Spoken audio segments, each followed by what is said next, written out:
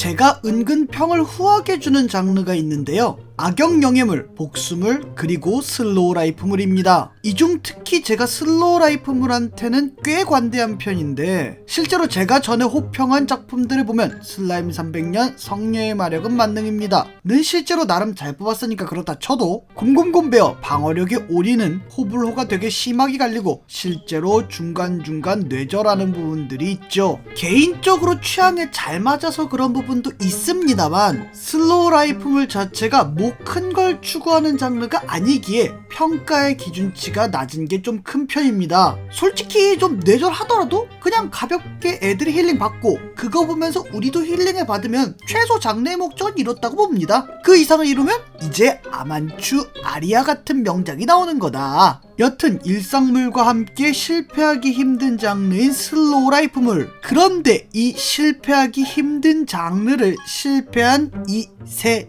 개 물이 있으니 올해군에 이건 걸러 통칭 오이걸의 24번째 작품이자 이세계 뚝배기 프로젝트 시즌2의 진짜 3번째 작품, 치트 약사의 슬로우 라이프 이세계에 만들자 드러그 스토어입니다. 우선 이 작품에는 무려 장점이 존재합니다. 바로 캐릭터들이 귀엽다는 거죠. 아니 애니메이션에서 캐릭터가 이쁘고 잘생기고 귀여운 건 당연한 거 아닌가? 라고 하실 수 있는데 맞습니다. 그러나 요 부분이 다른 장르보다 슬로우 라이프물이 좀 더 크게 영향을 받는 편이죠. 슬로우 라이프물의 목적은 어떤 방향으로든 힐링을 주는 것, 그 방법이 어떤 한 사람의 일상을 천천히 보여줘 그 느림 속에서 오는 느긋함과 편안함으로 힐링을 주는 방향도 있지만, 고양이나 강아지와 같은 귀여운 생물의 모습을 보여주는 것으로 힐링을 주는 방법도 있습니다. 그렇게 힐링물에 굳이 귀여운 캐릭터가 나올 필요는 없지만 귀여운 캐릭터가 나온다는 건 큰 메리트가 될 수 있죠. 그런 면에 있어서 본 작품의 캐릭터들은 전부 둥글둥글하며 색채 자체도 부드러운 톤을 유지함으로써 캐릭터들의 귀여움을 잘 살리고 있다는 거, 그렇기에 이 귀여운 캐릭터들의 모습만으로도 힐링을 준다는 거,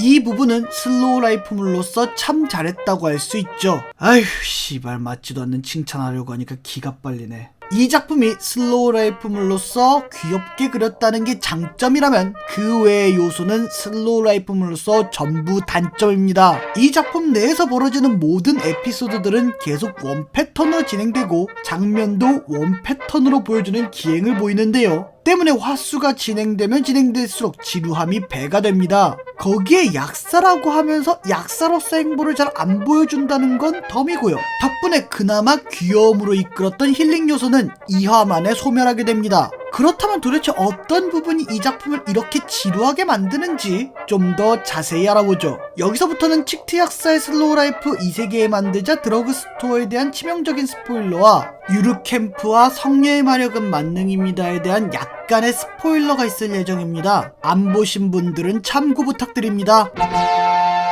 앞에서도 이야기했지만 이 작품은 진짜 원 패턴으로 스토리를 진행하는데요. 어떤 누군가가 자신의 고민을 해결해달라고 자칭 약사인 사토 카즈마가 아니라 키리오 레이지한테 오고, 키리오는 그걸 해결할 어떤 물건을 뚝딱 만들어 그들의 고민을 해결한다. 덤으로 세상에 이런 물건이 있다니 당신은 천재야! 라는 이세계인 천재론까지 모든 에피소드는 이 3단계로 끝나게 됩니다. 물론 다른 슬로우 라이프물 혹은 일상물들도 이런 원 패턴 형식으로 진행이 되기는 합니다만 이건 그 정도가 심합니다. 당장 잘 만든 힐링물 유르캠프와 비교해보죠. 유르캠프의 패턴은 주인공 일행이 혼자 혹은 몇 명이서 캠프 여행을 간다, 거기서 유유자적한 느긋 캠프를 즐긴다 로 정리할 수 있습니다. 어떻게 보면 본 작품보다 짧게 정리되죠? 그러나 그 내부로 보면 많은 부분에서 차이를 보이고 있습니다.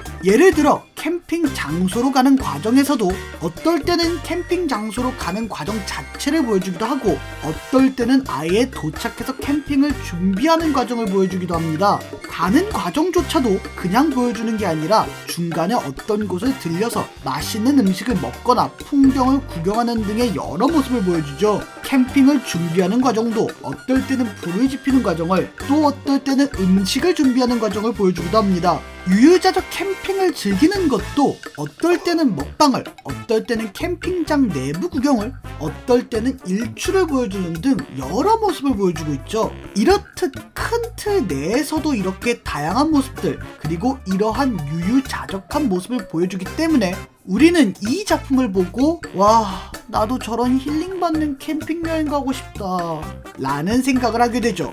이런 게 바로 느림의 미학입니다. 그러나 이 작품은 이러한 다양한 모습을 보여주고 있지 못합니다. 당장 1화내에 나오는 에피소드들만 비교해도 티가 나는데, 첫 번째 에피소드, 마을 잡화점 주인이 찾아와 자신의 개인 사정 때문에 열심히 일하게 해주는 약, 왠지 날개를 달아줄 것 같은 그 약물을 지원해달라고 요청, 주인공은 그 약물을 잡화점에 보급, 잡화점 주인장의 고민 해결, 이거고요. 두 번째 에피소드, 걱정이 많은 여친이 흑화해 얀데레화가 돼버렸다, 도와달라, 주인공이 릴렉스하고 잠이 잘 오는 차를 만들어줌, 여친이 원래대로 돌아옴, 고민 해결. 네, 이게 끝입니다. 그리고 그 이후의 모든 에피소드는 이런 식으로 다 끝나고요. 도대체 저 에피소드에서 고민과 보급해주는 약물 말고 어떤 차이점이 존재하죠?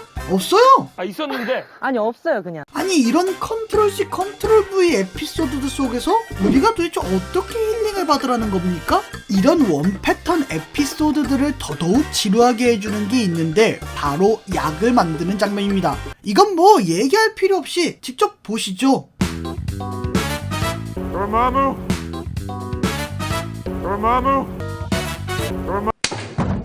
여러분, 제가 지금 사기치고 있는 거 아니고요. 진짜 모든 화가 다 다릅니다. 그런데 약을 만드는 과정을 전부 저 장면으로 떼어요. 심지어 저게 그렇게 짧은 것도 아니야. 무려 20초나 됩니다. 20초가 짧은 것 같지만 생각보다 꽤 많은 분량을 잡아먹습니다. 설사 이게 진짜 짧은 거라고 하더라도 이걸 똑같이, 그것도 매번 같은 패턴으로 튀어나오면 보는 시청자들은 자연스럽게, 아니 왜 이렇게 성의가 없어? 야, 또 날로 먹네? 라는 말이 튀어나오게 됩니다. 지루한 건 당연한 거고요. 아까도 말했다시피 에피소드 자체도 원 패턴이라 지루한데, 지루함이 배가 될 수밖에요. 같은 약을 만드는 성녀의 마력은 만능입니다를 보시죠. 약을 만드는 과정에서 주인공인 세이는 어떻게 하면 약을 더 잘 만들지, 어떻게 하면 더 다른 사람들을 도와줄 수 있을지와 같은 고민과 그 만드는 과정을 묵묵히 보여줍니다. 그리고 그 약 혹은 세이의 힘으로 도움받는 사람들을 보여줘 이 고민들의 결과를 아름답게 보여주죠.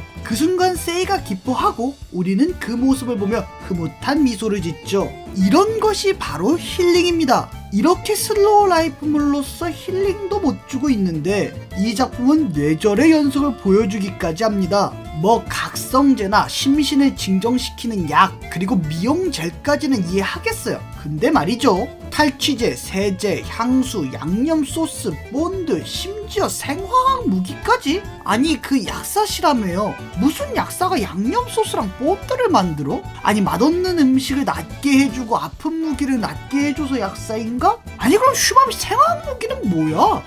모든 망작의 기준, 이 세계 스마트폰. 그 위대한 작품의 경의를 표해 정한 기준 ISP, 이세카이 스마트폰 3점이었던 그 작품의 점수를 기반으로 치트 약사의 슬로우 라이프 이 세계에 만들자 드러그 스토어에게 줄 수 있는 제 점수는 1.1 ISP입니다. 사실 이 작품은 이세계 뚝배기 프로젝트 시즌2를 준비하면서 리뷰를 해야 할지 말아야 할지 고민을 많이 한 작품입니다. 슬로우 라이프물이 망하기 쉽지 않고 리뷰들을 훑었을 때는 전체적으로 뇌절 문제만 지적하고 있기에 호불호가 시계 갈려서 저런 거 아닌가 싶기도 하더라고요. 하지만 정작 보고 나니 이 작품 역시 심각한 망작이었습니다. 물론 전에 리뷰한 작품들에 비해 도끼가 약한 건 있습니다만, 그럼에도 이 작품은 충분히 망작이라고 불릴 만한 작품이지 않나. 어떻게 보면 다른 유형의 망작인 거죠. 아니 이런 식으로 망하기 쉽지 않은 장르도 망할 수 있는 선례를 만들어 놓지 말라고. 뭐 이 세계물은 어디까지 망할 수 있나 챌린지 하는 것도 아니고. 아니 이러니까 사람들이 내가 이 세계 혐오론자라고 오해를 하잖아. 여러분들은 어떻게 보셨나요? 여러분들이 보신 망작이 있나요? 댓글에 달아주세요. 감사합니다. 그럼 저는 다음 좋은 영상으로 찾아뵙겠습니다. 여러분들의 덕질이 존중받는 그날까지 오래 봐.